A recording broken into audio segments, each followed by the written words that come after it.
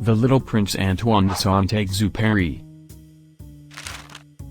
Once when I was 6 years old I saw a magnificent picture in a book, called True Stories from Nature, about the primeval forest. It was a picture of a boa constrictor in the act of swallowing an animal. Here is a copy of the drawing. In the book it said, boa constrictors swallow their prey whole, without chewing it. After that they are not able to move, and they sleep through the 6 months that they need for digestion. I pondered deeply, then, over the adventures of the jungle. And after some work with a colored pencil I succeeded in making my first drawing. My drawing number 1.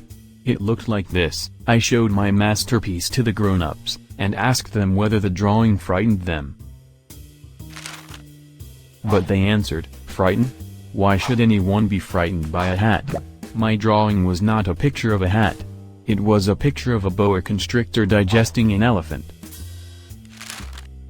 But since the grown-ups were not able to understand it, I made another drawing. I drew the inside of the boa constrictor, so that the grown-ups could see it clearly.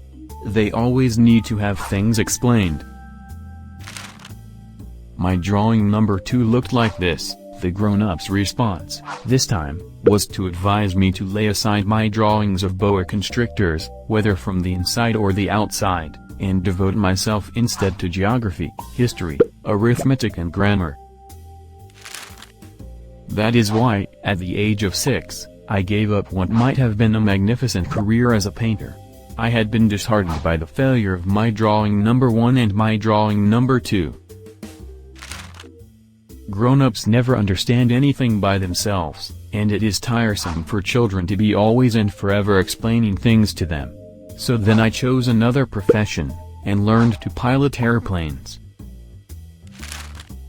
I have flown a little over all parts of the world, and it is true that geography has been very useful to me.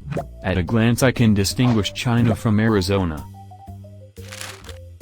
If one gets lost in the night, such knowledge is valuable. In the course of this life I have had a great many encounters with a great many people who have been concerned with matters of consequence. I have lived a great deal among grown-ups.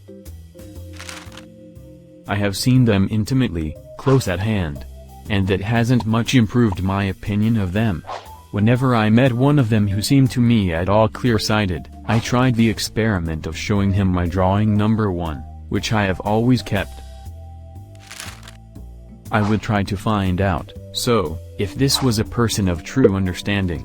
But, whoever it was, he, or she, would always say, "That is a hat."